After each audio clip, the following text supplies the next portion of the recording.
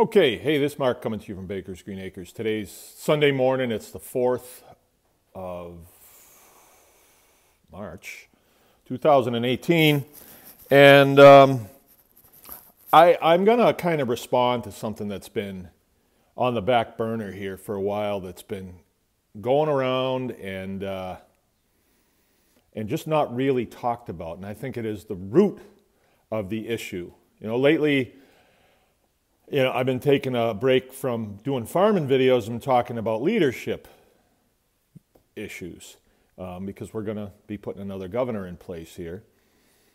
And people are having a hard time trying to figure out how to pick a leader. And, for me, it's crystal clear. And I think what we need to talk about, sad to say it, but the difference between a constitutionalist and a communist. I asked my wife last night, define communism. And she gave me a list of characteristics, right? And so, okay, let's have this talk. Let's everybody that listens to this, okay, Mark, when did you become the expert on this? Well, I'm not the expert on it. I'm just a guy that works every day and has thoughts, and I got this stupid little device in my pocket, and I can talk to 1,000 people if I feel like it.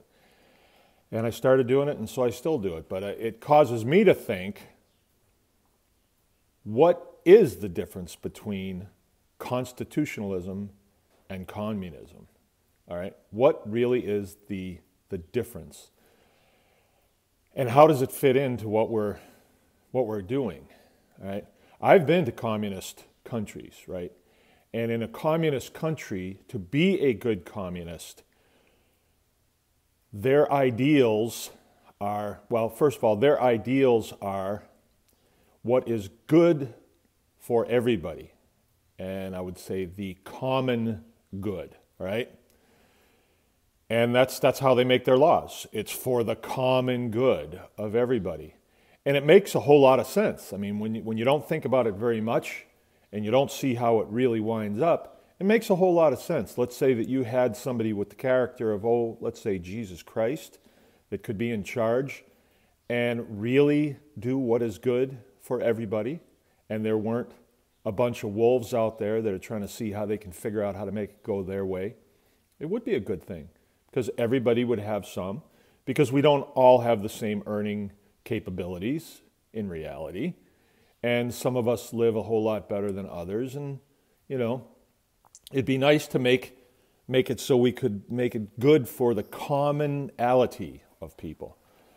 But here's what happens, and I am firsthand witness to this.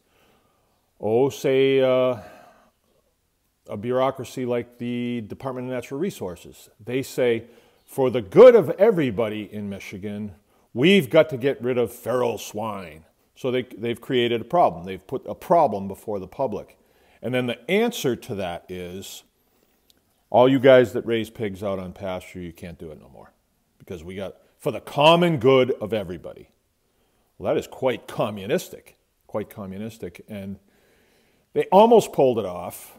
They got close. If we had an attorney general that was a constitutionalist, as he says he is, he would have said to them, no, we're a constitutional republic. Notice the Fifth Amendment here says people's lives, liberty, and property are protected under due process of law. Right? So you can't do that. You want to make a law, fine, but you didn't make a law. This is just an action that you took, and it was quite communistic. Right? In a constitutional republic, we sat down as a people and we have a constitution. And that is what we live by. That is our basic laws that we live by, the U.S. Constitution. I'm going to ask you again, download the Bill of Rights. I don't think anybody's going to have a problem with it. Right now, we have this issue where we've had this terrible incident happen in Florida where some nutcase went into a school and shot the place up. And you hear them come right out of the woods. They say, we've got to get rid of all the guns, right, for the common good of everybody. Well, that's good for some groups of people, but it isn't good for me. Where I live, I really need to keep firearms. That's not good for me. And, you know, if you really get down to the brass tacks on why the Second Amendment was written, it wasn't about, you know, defending your home against grizzly bears.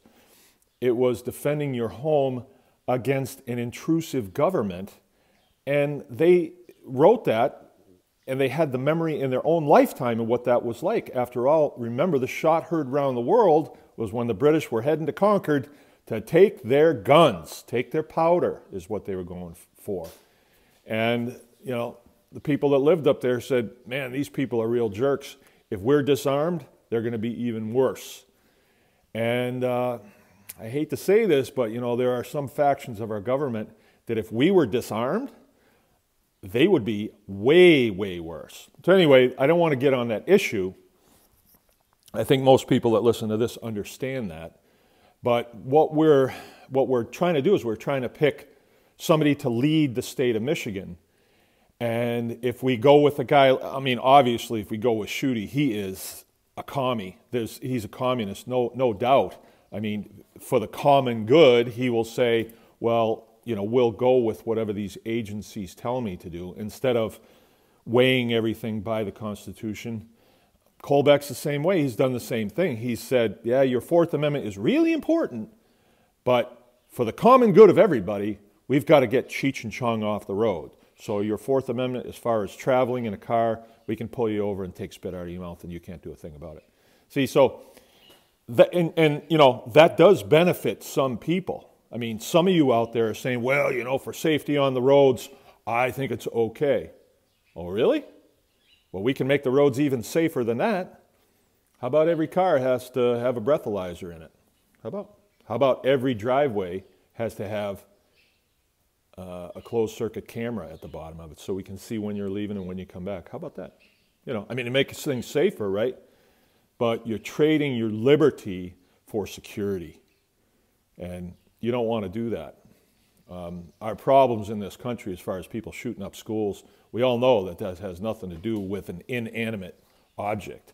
And speaking of inanimate objects, government is inanimate. It is neither good nor bad. It has to do with the people that are in there. If we are a full-blown communist government, things change so often that the public can't even really get a routine going, because you get another group of people in there and they say, well, we're going to do away with plastic bags for the good of the public and for the good of the environment or the good of the children or the good of, you know, the library or whatever. No, we have to go with a constitution, and then we've sat down and thought that out when there is, you know, no problems. It's done in a controlled environment, and then we apply that to everything. Right? And that's the type of government that we are. We are a representative republic, and we're governed by a constitution. We're not a democracy. We aren't. People think that, but we're not. A democracy would be like a group of people that are all going out for beers, and everybody has an equal say where they're going to go. But Tony's driving over here, so he's got the head say, right? No. So a democracy is where everybody votes on everything. And that's not a good idea. It really isn't. A representative republic is much better. Anyway, the proof's in the pudding. We've been surviving, and the United States is the greatest country to live in the whole world. I've been around, and there's no place that I would rather live than here. Visiting's fun, but it's always nice to come home because of the safety and security. But things have been slipping away from us, and it's time to get things back on track. And this is why vetting our next governor, we have to look at looking for a guy who is a constitutionalist. You're going to hear me say Connie, all right? If you are a Connie, if you are a constitutionalist, nothing is going to prevent you from doing your duty constitutionally. If you're a communist, you can get, you know, most of them are wolves anyway, so they'll get out there. I mean, wolves definitely gravitate towards communism because they can say, oh, for the good of the children, but they're really thinking, yeah, this is for the good of me and my buddies. And, oh, let's see, I lost my train of thought. But anyway, I'm out of time here. It's 10 minutes. And there's my 2 cents. It's Mark from Baker's Green Acres. Remember, anyone can farm.